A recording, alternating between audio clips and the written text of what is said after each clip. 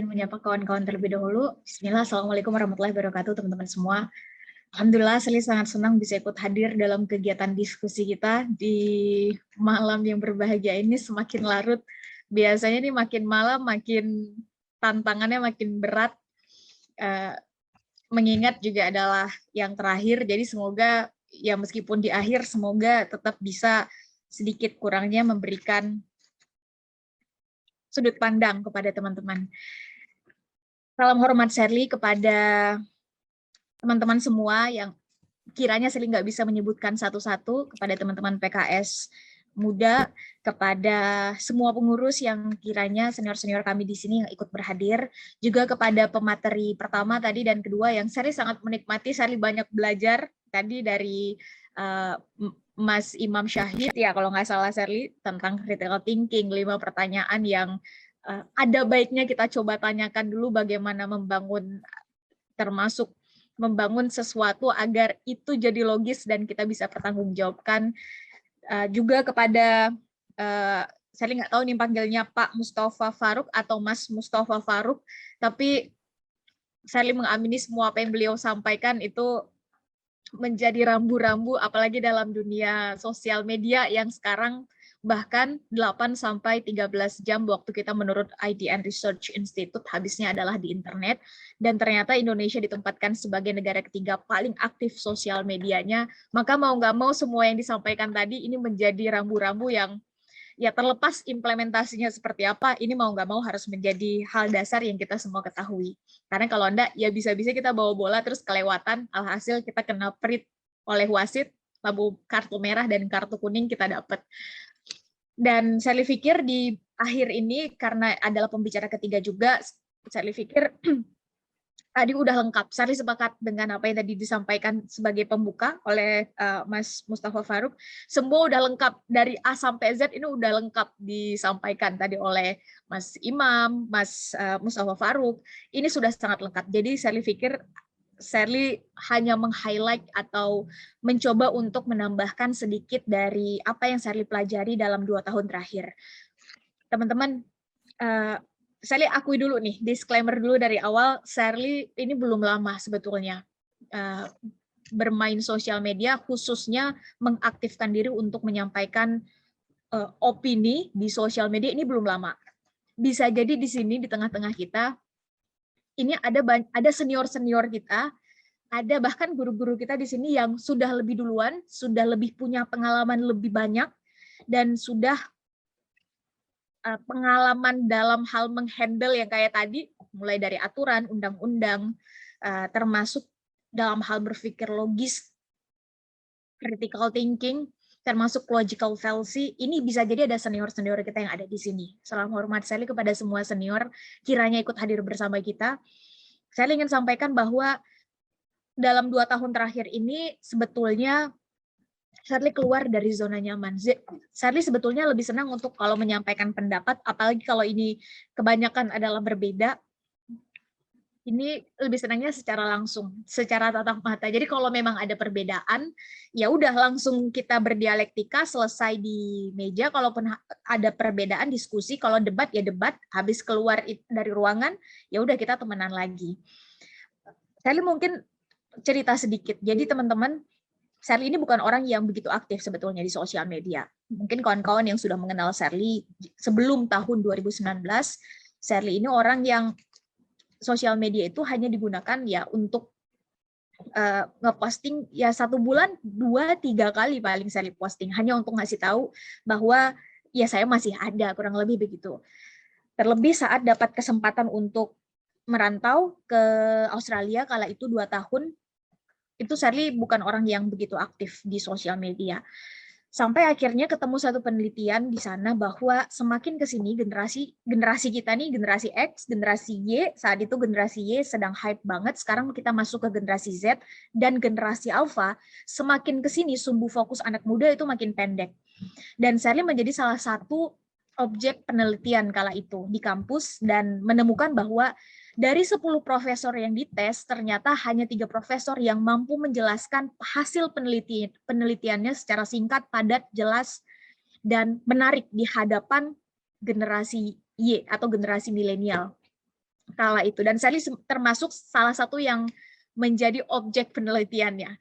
Dari situ akhirnya Sally sadar bahwa kalau nanti pas pulang ke Indonesia, ternyata ini adalah tantangan kita. Saat itu diskusi sama teman-teman, gimana ya teman-teman ya? Ya udah kalau gitu kita mulai mencoba diri kita sendiri, kita berlatih sekarang dengan teman-teman Indonesia yang berdiaspora di sana. Akhirnya kita membuat platform namanya What Do You Think. Jadi teman-teman Indonesia yang berdiaspora di sana menyampaikan apa yang mereka pelajari. Latar belakangnya ada yang dari psikologi, ada yang dari matematika, ada yang dari sosial, ada yang dari politik, dan seterusnya, menyampaikan apa yang mereka pelajari 1 menit. Karena dulu kan platform Instagram dulu cuma memberikan waktu 1 menit, namanya What Do You Think. Jadi apa yang kita pikirkan, apa yang kamu pikirkan. Long story short, akhirnya ini berjalan, dilirik oleh beberapa media di Australia dan berkembang. Teman-teman juga antusias di sana untuk mengembangkannya. Ketika Sally pulang, ternyata ini dilirik oleh salah satu BUMN. Mungkin Sally tidak menyebutkan nama BUMN-nya, dan ini membuat Sally akhirnya dikarantina. Ketika pulang, terpilih jadi salah satu content creator. Nah, di sini akhirnya Sally bertemu dengan kurang lebih 99 content creator terpilih lainnya dari Sabang sampai Merauke. Disitulah belajar bahwa ada batasan-batasan seperti yang tadi disampaikan oleh Mas Mustafa Faruk, dan batasannya sampai di mana, sebetulnya selama ini bagaimana proses atau ya pada akhirnya bagaimana satu konten itu bisa membuat seseorang berakhir di atau melewati proses di pemanggilan gitu ya. Dan akhirnya Sally belajar bahwa oh ternyata di sini ada aturan. Tadi sempat dibahas bahwa pada akhirnya di setiap wilayah ini akan ada aturan yang bisa jadi berbeda, baik itu tertulis maupun tidak tertulis.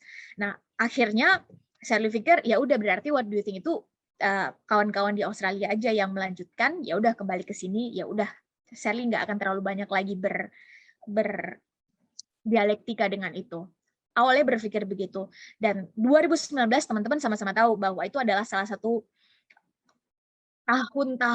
itu adalah tahun di mana kita merayakan pesta demokrasi 5 tahun sekali. Dan ketika mendapati bahwa karena latar belakang Sally adalah akademisi, jadi Sally senang meneliti gitu, Sally senang sama dunia research. Akhirnya dengan kawan-kawan 99 orang tadi lainnya dari Sabang sampai Merauke, ya bikin aja riset kecil-kecilan, pengen ngelihat kira-kira 2045 kayak gimana, dan kira-kira nanti 1 bulan ke depan pengen pilih siapa. Namanya juga kan baru pulang, jadi nggak tahu nih kira-kira status quo-nya seperti apa, kondisi anak mudanya kayak gimana. Menariknya adalah semua anak muda yang hadir kala itu optimis teman-teman ngelihat ke depan. 2045 pengen nggak ada lagi disparitas pendidikan, kita semua teman-teman yang dari timur, khususnya kawan-kawan content creator dari Papua, nyampein ya apa yang menjadi harapan mereka untuk Indonesia ke depan. Intinya kalau kita dengar saat itu, yakin deh bahwa laporan McKinsey yang menyebutkan Indonesia 2045 masuk negara terkuat ketiga dengan 3 syarat, itu kayaknya bakal dapat semua. Tapi ketika ditanya ke hulu, terus nanti 1 bulan ke depan pengen pilih siapa, ini semuanya nggak ada yang berani jawab. Sir, udahlah kalau kita nanti beda pendapat, nanti kita nggak temenan lagi. Kalau mindset nanti kita berbeda, terus pilihan kita berbeda, nanti kita unfollow-unfollowan nih. Kita nggak asik lagi nanti ngomongnya. Dan ini menarik menurut Sally, ketika di negara demokrasi, kita takut untuk berbeda. Ini menarik. Karena Sally baru mendapati ini, dan konteksnya juga Sally baru pulang, akhirnya latar belakang Sally adalah peneliti, Sally balik ke lab dan coba ngelihat kondisinya, coba ngumpulin beberapa data, dan ternyata wajar saja. Kalau ada istilah dari Margaret Thatcher, apa yang kita pikirkan, maka itu yang akan keluar jadi apa yang kita katakan, action jadi habit jadi karakter, dan our character defines our destiny. Pada akhirnya apa yang kita pikirkan ini akan keluar jadi ucapan yang terus kita diskusikan. Kalau konteksnya online dia akan viral otomatis dia akan yang paling sering dilihat, maka dia akan jadi pilihan sikap. Ini akan jadi habit jadi karakter, maka kurang lebih demikianlah realitas sosialnya. Maka wajar kalau anak muda saat itu, Sally, ini adalah akhirnya hipotesis Sally setelah melihat semua tadi, wajar kalau anak muda takut untuk menyampaikan pendapatnya. Kalau yang kita sama-sama tonton adalah saat itu media-media mainstream yang besar, itu hanya melihat dari satu sudut pandang, atau hanya meng-highlight kalau misalnya ini piring, di atas piring ini misalnya ada banyak buah, ada buah anggur, pisang, melon, semangka, apel, tapi yang dilihat, yang disorot ini hanya yang di depan aja. Yang di belakang ini nggak kesorot. Entah karena bukan pemilik media-media mainstream, entah karena posisinya adalah berseberangan atau ya oposisi kalau ya kita sekarang ngelihat. Tapi yang jelas yang kelihatan di media, prestasi-prestasi yang diangkat, entah itu benar apa enggak gitu, ini yang di depan aja, buahnya ya buah yang di depan aja. Ini nggak diputar piringnya. Padahal konteksnya ini adalah 5 tahun sekali kita pesta demokrasi. Nah saat itu sudah berpikir this is not fair. Ini nggak adil untuk kita anak muda kala itu. Karena dalam konteks itu kan Shirley baru pulang, jadi benar-benar melihat apa sebetulnya yang terjadi. Ini nggak adil untuk yang nggak punya privilege dengan media-media mainstream. Artinya ya bukan pemilik media-media besar, dia yang di belakang, buah-buah yang di belakang ini akhirnya nggak kelihatan oleh anak muda. Dan ini nggak adil untuk kita anak muda, akhirnya kita berdialektika juga nggak sebagaimana mestinya, kita takut menyampaikan sesuatu yang berbeda dari keumuman, dan dari situ akhirnya Shirley berpikir sebetulnya memulainya ya satu aja targetnya, bahwa menyampaikan sesuatu itu dari sudut pandang yang berbeda yang tidak di-highlight oleh media mainstream. That's it. Udah cuma itu aja. Jadi misalnya nih dalam satu hari misalnya Shirley saat itu ada isu apa yang naik, terus kayaknya ini nggak logis. Tadi udah dijelasin kayaknya lengkap banget oleh Mas Imam Syahid. Terus dikumpulin nih media-media mainstream kira-kira ngangkatnya dari sudut pandang mana. Critical thinking tadi udah dibahas, kan pada akhirnya critical thinking ini dasarnya adalah berpikir skeptis. Jadi mencari kekurangan untuk menguji kebenaran, itu kata kuncinya. Jadi dicoba lihat dan akhirnya dilihat dari sudut pandang yang lain.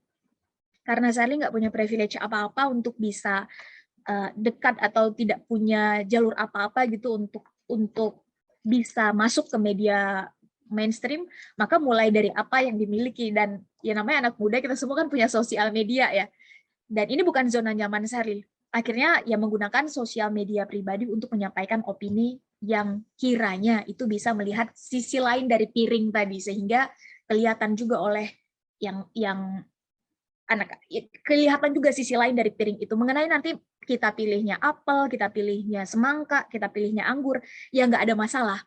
Nah, salah satu konsekuensinya otomatis langsung terlihat berwarna kala itu, karena memang konteksnya itu adalah tahun-tahun di mana kita pesta demokrasi Indonesia. Dan gayung bersambut kala itu ternyata itu banyak diamini oleh kawan-kawan. Ternyata ada banyak yang berpikir sama dan akhirnya dibantu amplify oleh kawan-kawan. Dan disitulah akhirnya saya belajar dengan banyak para senior, belajar tentang batasan-batasan seperti yang tadi Mas Mustafa sampaikan. Dan apakah sosial media Shirley pernah kena, ya teman-teman sama-sama tahu lah, ketika beberapa kali udah dilihat lumayan terlalu keras gitu dalam menyampaikan sesuatu yang berseberangan dengan, dalam hal ini yang punya infrastruktur lebih, maka otomatis akan ada resikonya. Tantangannya pasti tentu akan ada. Ya mungkin dalam beberapa waktu ke depan ini bagian ini akan banyak Shirley sharing. Long story short, gayung bersambut, dan ternyata ada salah satu media mainstream yang meminta pertanggungjawaban dari salah satu konten Shirley kala itu. Akhirnya jadi jatuhnya adalah Shirley mempertanggungjawabkan konten itu di media mainstream. Dan akhirnya sampai ke sini ya udah Shirley terus menyampaikan apa yang kiranya perlu untuk dilihat sisi lain dari isu itu. Dan dalam hal ini di sisa waktu yang ada, mengingat waktu terus berjalan, Shirley pikir untuk melengkapi penjelasan atau kiranya pemantik dari dua pemateri yang menurut Shirley udah lengkap banget tadi menyampaikan, Shirley akan menyampaikan kiranya 3 highlight. Pertama adalah kira-kira nih apa aja poin atau panduan utama yang Shirley dan tim, karena sekarang udah ada timnya, kawan-kawan yang membantu, videografernya, teman-teman research-nya, udah banyak dibantu oleh tim. Jadi this is not one man show, this is a team. Sekarang kondisinya kayak begitu. Dan setidaknya ada 3 panduan utama yang pengen Sherly sharing ke teman-teman, tantangan dan solusi yang saat ini kita pakai kayak gimana. Yang pertama adalah panduannya. Ada 3 teman-teman yang kita pakai. Pertama adalah kita pada akhirnya selektif. Misalnya dalam satu hari ketemu ada 5 isu yang beredar. Tadi Mas Imam menyebutkan beberapa isu-isu viral, misalnya kayak child free, kemudian apa lagi misalnya, sedih melihat kepala negara yang kondisinya memikirkan rakyat. Ada banyak sekarang isu yang viral. Dan untuk menentukan isu yang viral, ini pada akhirnya kita semua namanya anak muda, pasti gampang banget melihat. Mencari isu yang viral ini bukan sesuatu yang sulit, saya pikir, apalagi di generasi Z. Tapi harus selektif. Dan ini kata kuncinya, harus selektif dan hati-hati dengan berita yang disampaikan atau opini termasuk sudut pandang yang disampaikan, apalagi ketika itu sudah dipublish. Karena ketika itu sudah menjadi dipublish, maka itu jadi milik umum. Dan harus dipastikan itu berasal dari media atau sumber yang kredibel. Kalau memang kita mengamplify sesuatu yang itu sudah dipublish oleh media lain misalnya, pastikan kita mempublish itu dari media yang kredibel atau bisa dipertanggungjawabkan. Itu poin pertama yang menjadi standar saat ini, Sherly dan tim. Yang kedua adalah pada akhirnya yang dikedepankan adalah logika. Tadi sempat juga udah dibahas oleh Mas Imam, saya hanya meng-highlight. Pada akhirnya jangan sampai kita terpancing atau menggunakan bahasa atau gambar yang provokatif. Karena pada akhirnya itu justru kesalahan kayak begitu yang umumnya bisa atau mungkin menjerat kita pada pasal-pasal yang tadi udah dijelaskan juga oleh Mas Mustafa. Dan yang ketiga adalah pada akhirnya kita harus bisa memastikan, karena konteksnya adalah kritik, harus bisa memastikan bahwa kritik yang kita sampaikan itu tujuannya adalah kebaikan. Demi kebaikan bangsa, demi kebaikan negara, harapan kita adalah ada hal yang bisa kita perbaiki, solutif dan bisa dipertanggungjawabkan. Dipertanggungjawabkan dalam hal logika berpikirnya, dipertanggungjawabkan dalam hal data dari mana kita dapat. Kalau perlu tunjukin aja sumbernya dari mana sekalian. Jadi kalaupun mau dicek, kalaupun ada kawan-kawan kita yang harapan kita adalah critical thinking Indonesia ini terus meningkat, agar ya menurut misalkan kita masih di tatar 60 saat ini, dan harapan kita ini yang menjadi awareness kita anak muda sekarang, critical thinking. Tidak mengkritik membabi buta dan tidak untuk melanggengkan kebencian. Tadi udah sempat disampaikan tentang ujaran kebencian. Dan tantangannya jelas, karena pada akhirnya sosial media ini kan diperebutkan ya. Sherly harus akui setelah 2 tahun ini belum lama sih. 2 tahun ini akhirnya Sherly sadar bahwa di Indonesia, yang memang secara status quo kan kita nomor 4 penduduk paling besar di dunia, nomor 1 di Asia Tenggara. Dari 3 negara di atasnya, sebutlah misalnya Cina, India, dan Amerika, maka tingkat inovasi dan critical thinking-nya Indonesia yang paling rendah. Wajar kalau Indonesia pada akhirnya menjadi salah satu wilayah yang memang dijadikan pasar. Ini sangat wajar karena datanya memang menunjukkan demikian, dan critical thinking-nya rendah. Ini sangat wajar teman-teman ketika sosial media ini benar-benar menjadi melting pot yang diperebutkan oleh banyak orang. Bukan hanya dari politik, tapi juga dari sisi ekonomi. Ini benar-benar dijadikan marketing besar-besaran. Dari sudut pandang social behavior, banyak sekali peneliti yang akhirnya menjadikan Indonesia sebagai, apalagi erat kaitannya dengan sosial media, sebagai salah satu destinasinya. Dengan kata lain, ini menjadi tantangan bagi kita. Critical thinking itu akhirnya menjadi salah satu skill yang mau nggak mau, World Economic Forum, Times, highereducation.com ini kan udah merilis bahwa critical thinking ini mau nggak mau jadi salah satu skill yang harus kita miliki. Dilalahnya, ternyata selama ini kita lebih terbiasa untuk menerima sesuatu, ya tadi sempat disampaikan juga. Kalau diajarin A, ya kita terimanya A. Istilahnya adalah doktrin. Kalau guru bilang A, ya kita bilang A. Kita nggak mencoba mencari tahu ini sumbernya dari mana. Dan dengan konteks kayak begini, otomatis sosial media, Internet of Things, semuanya yang semakin borderless. One click we can get 1,000 of information. One click we can share 1,000 of information. Kalau di zaman orang tua kita, mereka kesulitan nyari informasi. Di zaman kita mabok dengan informasi. satu orang bisa punya 10 akun, kita bingung membedakan mana yang benar, mana yang salah, mana yang hoax, mana yang fakta. Bahkan saat ada data, bukan nggak mungkin, data ini juga perlu kita pertanyakan. Dan pada akhirnya ini berakhir pada tantangan-tantangan yang dihadapi. Saya meng-highlight 2 dalam hal ini, teman-teman. Yang pertama adalah bahwa akhirnya bagaimana agar kita tetap aman, karena kan banyak akhirnya kawan-kawan yang menjauh, ada banyak, tentu banyak. Orang-orang jadi salah berprasangka terhadap kita. Banyak pihak yang mengira bahwa kita benci. Tadi kan sempat dibahas logical fallacy, nanti saya tambahin beberapa. Tadi kan udah dibahas 4 apa 5 gitu, dibahas oleh Mas Imam. Saya mungkin nanti akan tambahkan beberapa. Logical fallacy yang paling sering beredar di jagat maya, kira-kira seperti apa yang bisa teman-teman coba cek dan recheck. Tapi pada akhirnya kita tidak benci pemerintah, kita tidak benci orangnya, kita tidak benci, sebutlah dalam konteks ini Pak Jokowinya sebagai kepala negara. Oke, karena waktu tersisa tinggal 5 menit, tapi yang kita sampaikan adalah, yang kita kritik, ini adalah apakah kebijakannya ini sesuai dengan janjinya, apakah kebijakannya ini tujuannya adalah untuk kepentingan rakyat. Ketika bagian ini yang kita highlight, ini masih banyak akhirnya kita disalahpahami. Tantangannya gimana membuat media kitanya tetap survive di tengah berbagai macam perlakuan yang memang berbeda. Berbeda maksudnya contohnya nih, misalnya kalau yang mengkritisi salah apapun bentuknya, lewat dari aturan gitu, aturan yang tadi sudah disampaikan, Undang-Undang ITE salah satunya, maka salah sedikit aja ini akan langsung dipermasalahkan, baik secara hukum maupun secara moral, oleh akun-akun yang kita juga nggak tahu itu akunnya dari mana. Tapi untuk yang membela, artinya untuk yang memang membela gitu, membela pemerintah, ada banyak poin yang itu nggak bisa dipertanggungjawabkan. Itu menyalahi aturan, bahasanya nggak layak untuk digunakan, tidak santun, tidak logis, mengandung ujaran kebencian, namun tetap aman, baik orangnya maupun medianya atau akunnya. Jadi tantangan pertama adalah gimana kita tetap aman, karena ini yang paling penting, aman, survive, dan poinnya adalah agar tetap bisa diterima. Dan lepas dari semua hal tadi, itu yang paling penting, karena pada akhir, dan poin kedua adalah kita nggak dianggap musuh oleh yang berseberangan atau mereka yang menganggap kritikan itu berbahaya. Karena ketika kita udah dianggap musuh, maka sulit untuk menyampaikan sudut pandang yang berbeda, yang mungkin selama ini merekanya juga kacamata kuda.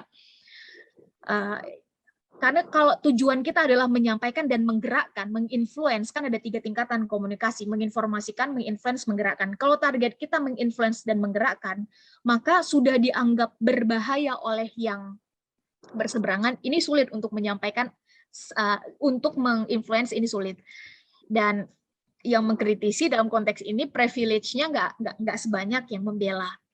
Yang kedua tantangannya adalah, ya pada akhirnya kita harus hati-hati dengan kabar atau informasi hoax yang bisa jadi itu memang sengaja dibuat. Bisa jadi. Dan pada akhirnya jangan sampai terpancing untuk menyebar luaskan itu, harus lebih teliti lagi, karena kalau kita terjebak sama yang kayak begitu, kan pada akhirnya permasalahan itu dijaga. Ada istilah dari orang bijak, untuk menjaga keseimbangan, maka jaga permasalahan itu agar tetap ada. Jadi ya sangat wajar ketika kadang-kadang ya memang berita-berita yang tidak sesuai dengan kenyataan ini diciptakan. Ini sangat wajar. Maksudnya dalam ilmu komunikasi ini kan juga sangat wajar agar pada akhirnya suasananya menjadi terpecah-pecah, kitanya jadi sibuk gitu. Ini sangat wajar. Dan ini otomatis akan jadi pintu masuk bagi kita yang kontra, kita yang harapannya kan kita adalah menyampaikan sesuatu itu dari logika, dari data yang tadi udah disampaikan. Tapi ketika yang kita sebarluaskan, kita terjebak pada hoax yang bisa jadi hoax itu dibuat, maka justru ini menjadi bumerang untuk menyerang balik kita. Solusinya kayak gimana? Solusinya pertama pakai critical thinking, yang saya pikir ini nggak akan saya bahas secara teknis karena tadi udah sangat lengkap, saya apresiasi luar biasa disampaikan oleh Mas Imam. Dasar critical thinking adalah berpikir skeptis, nggak mudah percaya terhadap apa yang belum pasti kebenarannya. Kita coba cari tahu dulu datanya dari mana, sumbernya dari mana, yang mengeluarkan sumber itu siapa, konteksnya adalah di tahun berapa, dan saat itu bahkan kalau perlu cari tahu itu konteks sosial masyarakat, budaya di situ seperti apa. Dan secara simpel critical thinking itu sendiri kan kita berusaha melihat kekurangan untuk mencari kebenaran. Konteksnya adalah kita mencari kebenaran. Yang kedua, tujuan kita mengkritisi ini adalah demi kebaikan, bukan karena kebencian. Karena kalau udah masuk kebencian nih, tadi sempat juga dibahas, maka masuk feeling di situ. Akan ada unsur perasaan, ketika feeling dengan logika ini coba disatuin, ini nggak akan masuk. Kayak minyak dan air. Kita menangkan logika, feeling kita menciut. Kita menangkan perasaan atau feeling, logika kita tumpul. Makanya salah satu logical fallacy adalah baper, bawa-bawa perasaan. Atau ketika seseorang udah terkenal dan kita suka sama orang itu misalnya, terus semua yang dia bilang jadi benar. Nah, ini logical fallacy. Tadi ada istilahnya yang disebutin oleh Mas Imam. Nggak semua orang yang misalnya dalam konteks sosial media, nggak semua orang yang punya subscriber puluhan juta, terus semua yang dia omongin benar. Nggak semua orang yang punya follower sekian puluh juta misalnya, atau sekian juta, terus dapat conteng biru, terus semua yang dia bilang benar. Enggak, teman-teman. Filter dulu apa yang akan kita masukkan sebagai indikator kita dalam mengambil keputusan. Yang ketiga, pakai cara atau metode yang kira-kira semua orang bisa menerima. Karena misalnya nih, bahasa yang sopan, dalam kritik kita usahakan dengan cara yang simpatik, berbasis fakta dan logika, jauh dari ujaran kebencian. Saya pikir ini udah sama-sama kita ketahui. Karena pada akhirnya kita nggak memusuhi figur, yang kita kritisi adalah kebijakannya di tataran orang itu pada kapasitasnya, bukan pribadinya. Dan nggak setiap kebijakan juga, ini sekaligus jadi yang terakhir, nggak setiap kebijakan juga harus kita kritisi. Artinya kebijakan yang baik ya kita dukung, yang nggak baik ya kita kritisi. Karena pada akhirnya membalance ini juga akan menunjukkan bahwa kita logis. Tentu harus ada alasan, tentu harus ada argumentasi yang membangun semua tadi, konklusi tadi. Nggak pakai sara, dan menjauhi bahasa-bahasa yang justru akan jadi bumerang untuk kita sendiri. Saya pikir itu. Terakhir, saya tutup dengan tambahan sedikit dari Sally terkait logical fallacy, teman-teman. Setidaknya Sally tambah beberapa. Yang paling sering ada di anak muda, ini setidaknya ada sekitar 15-an. Sebentar, Sally masih punya waktu nggak? Kalau memang nggak apa-apa, Sally serahkan dulu aja ke moderator. Atau cepat, teman-teman, di screenshot aja nih layarnya, nanti mungkin kalau ada waktu kita boleh membahas.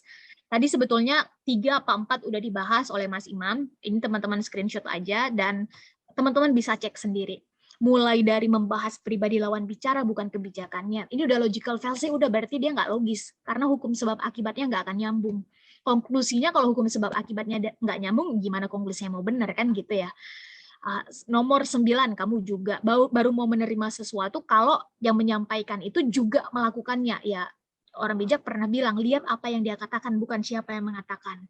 Kemudian nomor 14, anak muda nih senang banget pakai perasaan dalam menerima kebenaran, kebaikan dan kebenaran. Padahal ya benar ya benar. Kalau logika sudah mengatakan itu benar, maka otomatis ya itu bisa dipertanggungjawabkan data dan logika argumentasinya, maka pada akhirnya suka nggak suka yaitu adalah keharusan dan kesemestian. Beda halnya dengan keyakinan. Kalau keyakinan, ya standar kebenaran kita udah kembali pada Al-Quran dan Al-Hadis, dan itu dari 1400 tahun yang lalu kan udah nggak berubah lagi. Tapi saat kita bicara tentang narasi yang dibuat dan disebarluaskan, konteksnya apalagi adalah sekarang di industri 5.0, yang bukan lagi tentang senjatanya, it's not about the gun, it's about the man behind the gun. Ini udah tentang kita manusianya, teman-teman. Karena kalau senjatanya di tangan kita semua, udah kita pegang senjatanya. Terakhir, benar karena terkenal. Belum tentu yang kita anggap terkenal itu benar. Dan ketika power itu bisa kita artikan banyak, teman-teman. Power itu kekuasaan, power, ilmu, power, pengalaman itu power, finansial itu power, wawasan itu power, networks itu power. Dan ketika power ini bisa kita artikan banyak, maka power ini harus ada di tangan orang baik. Dan pastikan teman-teman yang hadir di sini adalah orang-orang baik yang memiliki power itu. Bagaimana media ini sekarang menjadi perhatian banyak orang. Apapun profesi kita, siapapun kita, teman-teman, apalagi sekarang 60% lebih total penduduk Indonesia diisi oleh anak muda, maka ayo sama-sama kita anak muda mengisi khususnya media alternatif, yaitu sosial media, ini dengan hal-hal yang baik, yang positif, karena bisa jadi lebih banyak yang kita lihat, tonton, dengar, baca, atau lebih banyak yang main ke tengah, ternyata bukan karena kualitasnya bagus banget, bukan karena logika berpikirnya bagus banget, bukan, tapi karena orang baiknya malu-malu untuk menunjukkan dirinya. Karena orang baiknya ini mainnya masih di pinggiran. Ini udah waktunya teman-teman, anak muda, kalaupun memang sekarang kita adalah penonton, nggak apa-apa, tapi targetkan kita jadi pemain. Kalaupun sekarang kita adalah pembaca, nggak apa-apa, pastikan kita mempersiapkan diri menjadi penulis. Kalaupun sekarang kita adalah viewer, nggak apa-apa, pastikan kita adalah creator dalam beberapa waktu ke depan. Karena yang bisa ditawarkan anak muda adalah masa depan, maka ayo kita persiapkan diri menjadi bagian dari perubahan. Dan sejarah nggak akan pernah mencatat para penonton, teman-teman. Sejarah hanya mau mencatat para pemain. Dan Islam hadir bukan untuk jadi rata-rata. Islam dari awal hadir, ini untuk jadi di atas rata-rata.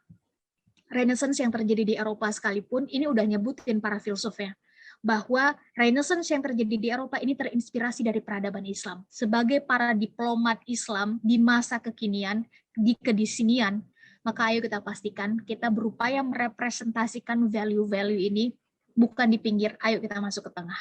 Saya pikir demikian closing statement Sally. Semoga ada hal baik yang bisa diambil dari waktu yang singkat dan penuh cobaan teknis ini. Yang baik diambil, yang nggak baik ditinggalkan aja bersama Sally. Tetap semangat teman-teman di tengah kondisi yang serba terbatas kayak begini. Sally kembalikan ke moderator. Billahi taufiq wal hidayah. Assalamualaikum warahmatullahi wabarakatuh.